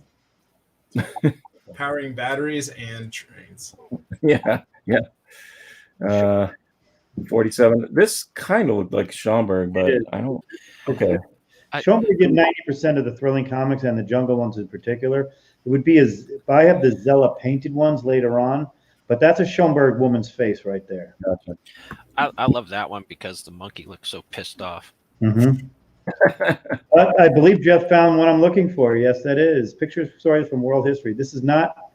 It's not hard to find, but it is not. It's hard to find in the grade I'm looking for in that because I know it's available out there. It's got Pretty to cool. If it's 15 cents, that's got to be a thick one. It is a big book, and it's almost the size of a pulp. I think it's a Come on, it's the ancient world up to the fall of Rome. I think that one's a full 96 pager. I think. Yeah. And that guy to the upper right in the little circle looks like oh god, I can't, Christopher Walken to me. Okay. More cowbell. More elephants. There we go. And then 48, we're starting to get. If you missed number 1, you could still probably find copies of number 2 this week on the new Annie Oakley. And there's a new series, Babe, which gets to be very good later on. And we're starting to get into crimes of women. Yes, this was one of the stories that was really good. This one, women were bad before we ended up sicking Feldstein on them. There we go. Oh, yes. So famous crime. JoJo, this He's cover angry. is actually, a lot of places do not like showing this cover. This is the most violent cover against women. It's not Soti. It's actually one of those that I see at a lot of back walls at a lot of small cons. Paul, I think you were with me one time. Yep. They cover up what's going on here because it is not very well for the Me Too movement going on, but at the same point in time, it is a very violent woman cover for a very early time. And let's be honest, it's just JoJo is just one of those great books. And Joe Doolin is Joe Doolin. And a very terrible lion. I was going to say, his mane looks like he just came from the hairdresser. Yeah. Hey, he's got the floby going on like most of you, like Knights needs. He's got the floby thing going on. Totally. I would go for this one. Yeah, she's got nice elbows, but the other thing is a lot of people are going to say that's Matt Baker. I don't think so. I don't think so. I disagree with it, and I prove me wrong. That's what I tell everybody. I feel like there are some Phantom ladies that are Matt Baker, and there's some that just don't have it. Is CGC credited as Matt Baker? I feel like Yeah. Yeah, which I'm not knocking CGC on that, but they're not 100% accurate on anything.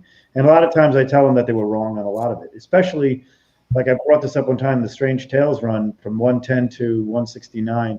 They have 7 books with incorrect information on them. And it's just an hour of research on each one. You find out really wrong. So this is how you lift up the leg to get attention, huh? Yeah, that's how they won't be prepared for what's heading their way when they go through that doorway. He's holding an Army-issued 45, for crying out loud. And then, if your daughter needs some advice, maybe you pick this up for her on the way home. What every girl should know. Yeah. Written by These are always these victimizing covers. There's a pretty cool Blue Bolt. We're in 1950 now. Yeah, this is one that I have no interest in. It's an LB Colt sci-fi that I don't like it, honestly. I wasn't sure if this even was him. Yeah, that's totally cool. It's one of my least favorite. It's not. Very cartoony for him. Yeah, I it's don't know weird. why it's Gerber's too. Like it's lame. The suit's lame. I don't know. Yeah. It's more. Even the background is so weak. Well, he's Comparing drawing it to, like Captain Arrow, a normal. striking like- for scheme, and this one is just kind of like, I don't know. Yeah. It's not striking or something. I don't know. It has elements of like foreground and background, which usually, his covers have total disregard for all that stuff, which makes them cool, in my opinion. So this is kind of weird. I thought this was a neat cover. I don't know who did it, but What it's number? one of those that you could imagine seeing today as well. Could be Everett Reverend Kinsler. He did quite a bit of the heroics towards the end. I really like it. Yeah, he's an underrated one. Well done. And we got, Yep. yeah, I don't know what's We're going doing on. We're picking pockets and we're right in front of the kids. I believe this is a Kirby Boys Ranch. I think you're right. I think that's a Simon Kirby. Yeah. Oh yeah. I don't know. DS, is this one of those ones you don't want to buy? And it's all right. I was working on a Chamber of Chills run. I had that one. That's an early one, but I mean, it's decent. It's probably a real life cover. It's all right. Yeah, I would probably, maybe I'd go for this one instead. Mhm. This reminds me of that other cover, The hooker. Reform School Girl. Yeah, Schoolgirl. That's one. And then there's that prostitute covered by Baker, which is just a woman next to a street lamp. Have you ever had this, Jeff? I have had that. What is the interior like? Is it just like all the other I ones? haven't go through it. Sorry if I did. I wouldn't remember. Yeah, no. If anything, I just counted the pages, but I didn't go through it. But Yeah. these types of covers that they have. You didn't wear gloves when you counted the pages, did you, Jeff? I don't own the gloves. There you go. E-gloves. That's about it. This and what other one? I don't know. There's a couple style books like this that have the same style, kind of painted and texture and kind of more. I don't know, not really intimate, but noir type feel. I really enjoy.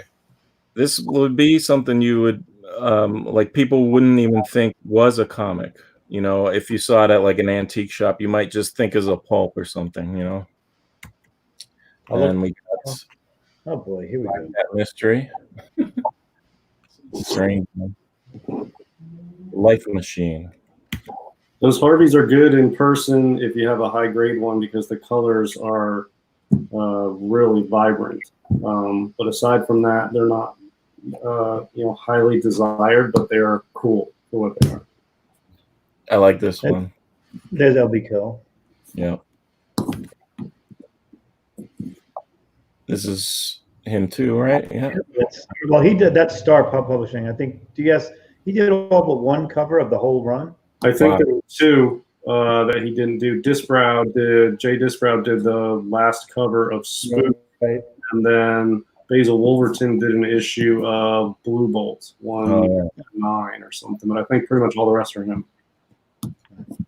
I would guess Baker. Maybe not though. No, I don't think so. No. I don't think so. He would have during this. Yeah. Oh, this I've seen before. Go for really cheap on a Facebook auction. I was like, God damn it, I got to sign into this thing. It was great. I mean, I heard it went for like $25. It's just something I didn't. It's just the women's reaction underneath it. Good. I've never seen it before since. So It's not a very pricey book. I mean, No. I've seen it. it's under $100. These guys are paying for it. So. And it inspired a hit song. And then here you go. You got this guy. Yeah, 1952, right there. You too, baby. And that's not similar to his. I feel like this one stands out for what the image is fantastic, but it's not similar to any of his other stuff. Really, it's sort of on its own. Really, I think. Even the other Sterling. Does it remind you of that Suspense cover that he has, Suspense 8? I think it is. Yeah. I mean, he took that image from Suspense 8 and made it more horrific here with the red background. But the spider with the two characters that it's mauling is right from Suspense 8 cover. But this one is more horrific. It's got the floating heads sort of going around the cover, and it's got that red background. So this one's a little more striking to me, but I have both. Obviously, they're good. I would say that this would be one all of us on the rack would probably pick up whether we're into the horror or not. Just Probably. a background, yeah. War issue. It's pretty cool. Oh, what happens? You zoom in after three. Yep. The pre-shot of the post of White Heat, is that what we're calling that? Yeah. Going up and then you're stuck in oil. Boy, Steady yourself for the gushing impact of oil. There will be blood. Yeah. That will be cool. That's cool. I like that one. Yeah, the Blue Bolt stuff, a lot of this later Star stuff, he really has images swimming, and you can stare at these in person for hours and just look at all the lines, and there's stuff hidden in these, and they're very cool covers. Everything sort of swims together. This is definitely scarier coming out of that little box than that earlier Hitler guy. Oh yeah, he's back.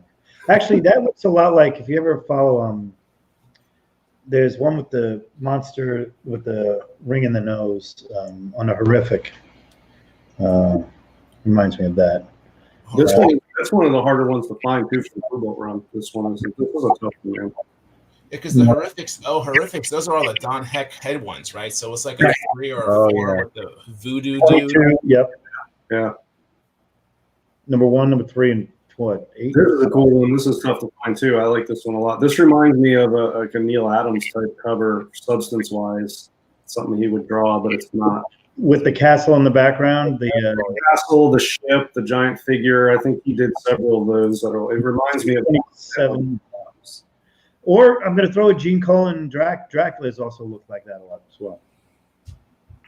Interesting space western Nazi with the backwards swastika on there. When you try everything with one comic, so all you're missing is the damsel in distress. It's not the easiest of runs, and it's like, I don't know. I think it was, how many issues was this? Like 7? I don't know. I don't know. Sounds about It had right. some good covers to 7, yeah. Paul's really good on our what do we call that? Our registry, so to speak. it. Okay. Yeah. Terrifying Tales. That's my favorite LB Cole non-elephant cover by far. Nice. I don't even like Devil as much as there. I've got that. Yeah. For me, I have it. I was gonna pull it out. Really. I think it's right here. on this Terrifying Tales, like if that was actually the devil and not some dude's face in the devil's costume, this cover would be 3 times better. Like, yeah, it's. I always think it's interesting with all of the devils that LB Cole drew prior to this. I think he just got tired of doing them like that, and he just decided to do it like a guy's face. You know, because he didn't have to do with that Walt Disney thing at the time. I don't know. No, I don't know. I made that up, but looks like it was 6 issues for Space Western. 6. Okay. So you got this. This is a good one. Yeah, that's somewhere in here. I'm just going through just a small stack of elephant covers here. Got where's that? It's my horror part. Like a Bullet Man. Oh, there's a bunch of them. I'm actually organizing the elephant covers now. That's a classic right there too. Yeah, that's a tough early one there. That's nice. The more of these Atlas black covers I find, the more and more I want like just a short box, like just full of black covers. From it would just be so cool. It didn't take me that long to pull one. This is pretty neat. I feel like I've seen this up for sale recently. This is the one. I just want to show this. So there. This is the one I got from Gene right here. Oh, nice. Speaking of the devil. Yeah. Let's go back and do back to this and then to this. Okay. Oh, yeah. Producing my own show. Nice. Good. Witch's Tale. Another LB Cole right there. No, that's the Elias cover there. Oh, that is Elias? Yeah. And the thing about Harvey's is there's so many copies out there that if you want to pick up Harvey's, you can wait and find really nice copies of all these, including a copy. Yeah, there's just so many copies. There was that warehouse find a while ago where one of the dealers, Bedrock City, Rich, actually has a big part of that. Got a lot of those from the Albuquerque run, and he told us a story about how most of these Harvey books that were found were kept in not plastic bins, but like some kind of polymer bins that were file copies. unbeknownst to them, they thought it was just a good way to stack them, and that's where they came from. So it's not like the Western pen that were all in a cedar chest. That's why they smell that. You open up a Western pen, you smell right away. So nice. Black Hat, White Heat. Now we know. Yeah, I mean, that's probably that and Chamber 19 are the top 2 PCH books, iconic wise. I had a copy of this, which is a really nice copy. I sold it because the price had gone up enough. It made it worth it to sell.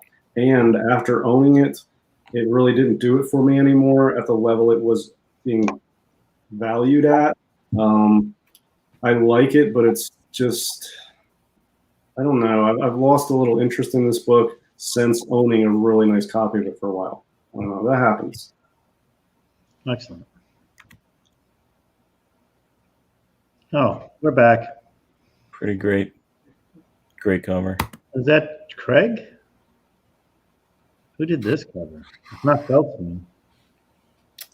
Oh, interesting. I felt like it was a name that I didn't recognize. Okay, because there are a few ECs that I have no clue who did them. So there he is. That would be great. was a George Evans, by the way. That was George Evans. Nice. Oh, big fan of George Evans' Star Spangled Stories. Yeah, war stories. Great. Crazy Cole. There's Johnny Craig there. Yep, that's him for sure. One of the best depth. If you ever see number 32 of Tales from the Crypt with the elephant cover, it's the depth that drives that. He's literally draws in almost a third dimension, which Kirby does with the hands. If you watch the Hulk, it's got the big hands. He's been doing forever. And he's got like a Wrightson feel to it. He does. Yeah. Wrightson. It's great. See, that's Craig. That looks like a Davis to me. Jack Davis. Oh, is it Jack Davis? We can't even tell. That's why I said the EC guys. I can never tell. But Jack Davis. I'm not an EC guy. Johnny Craig. Yeah, I think that looks like Jack Davis. Johnny Craig's into. That's a stack of Conans I have to go through. Damn. There's another one. Yep, the Hanging Man. See, that one's a Craig. And then we get to 1955. Yeah. I remember driving on motorcycles. Yeah. That's Justice. That's awesome. That is a cool bike. Surprised they let him shoot a gun on the cover. Mhm. Yeah. Right. It's all right to just fire in the air. Ray guns were allowed, but I noticed the green Studi in the background. That's kind of funny. You could just fire in the air, just not at people. Yeah. Not, it would be fun to ride a motorcycle around shooting guns. But, we got a few more years of this coronavirus thing to be happening till we end up doing that kind of stuff. It's the second series of Phantom Lady. Yes, this is one of my. She's clothed, so it's useless. But this is where you actually see her weapon. And it's this weird concept. It sees through and zaps them into the Phantom Zone. This is my reply to price protection. This is what we're dealing with the code. Now look at the size of the code right there, the code stamp. Right. I always felt like for EC books, they made them a little bigger, but it's not the same. But sometimes You got one of my voodoo. You got Buddha. That's one I'm looking for, big time. that is an awesome I had this book in my possession twice, and I said, "No, I'm going to hold up." It is very good, especially if you get the colors on the dress are actually pink. It's a pink. I never had it. I never bought it. There are so many of the dealers that send me this one, and I've been keeping an eye on it. And I think I sent it, DS. I think I sent you. I said I got to make a bid on this one, and sure enough, the same take bot that's on CGC boards, I call them out every time. Crass, you SOB, you always beat me on these one or two books per time when they go out, and when I always get the other one, I'm like, at least he left me something. There's some people that literally are on the CGC boards just to take from me. Who is the artist? That's Matt Baker. Okay, it's great. That is a pure Matt Baker cover. I mean, it looks like Phantom Lady style. Yes, it is very much the hair. You could just look at the hair and realize you can actually see that it's almost a 7 Cs because picture Hunter underwater and everything, And I'm telling you, $1 million. I agree with you based on the original artwork. It is a classic cover, but people who buy art for more than one reason. If it's hanging in your house and you don't collect comics, you're not going to know what that is. But we will, because we know that most Frazetta's science fiction work. Also, one of the biggest influences on most of Wrightson's Swamp Things with the pulling down, especially the Abigail Arcane appearance. That's one hell of a collection right there. That is insane. Is that Mike's? Well, at the time of this picture in the forum, which I didn't look at the date, but I think it was a while ago, they were saying, or they were asking if it was Jim Halperin's, but I don't even know who that is. No, I don't think he would have all that out in the open like that. He's a warehouse guy. The guy with the galleries. Frazetta in the back. There's I know that Frazetta painting. So well, yeah, this was at the Frazetta show or something. I don't know. Right, because you have the ghostwriter about the third one from the left there. It looks like, and I think classic for Frazetta works right there. These are all famous funnies. Mm-hmm. Well, they're all famous funnies except that middle one is that weird Science Fantasy 20. Oh yeah, that one. I wonder if the market on Frazetta, the impact of Frazetta's painted work from the 60s going for 5.4, I guess, with buyer's premium is just out of control. But we didn't bring up one topic, and we probably should bring it up before it does for sale. If you don't know the entire DC collection, we'll bring it down. Good job on that, Knights. Thanks a lot. The entire DC collection from the very first Detective Comics, I assume they're going all the way back. They would have to go back to 22. Would that be the first Detective comic? Would be the one that the publisher put out in 1922, or do we start at 1928? Well, collection. You can't start at Action 1. That's not the first Detective one. It's got to be Detective 1. Yeah, but I don't think he started. I went on Sotheby's and I'm going to show the catalog of the collection. It's a complete collection, and it says complete runs of every book DC published from 1934 to 2014. Every single DC book from them. So complete run of these, including more fun and whatever all the other stuff is. Because that who started in 34 with Detective 1 was part of books that came out several years in the past, but they were considered, I don't think they're considered comics, though. That's what they're not. They're probably not even considered pulps. They're probably considered dime novels, or because there were less artwork in them. But there is amazing stuff right there. Yeah, there's one I want there. Knights, I can't hear you. You're on mute. How did he go? I gotta fix Knights. Hang on. I know I gotta fix DS. This is probably like 10 pages I printed off, and it's got the description of the whole. Hang on. Some guy's collection. Ian Levine. Yeah. And so we're being told that the collection's grade is good to very good on average, and some are restored.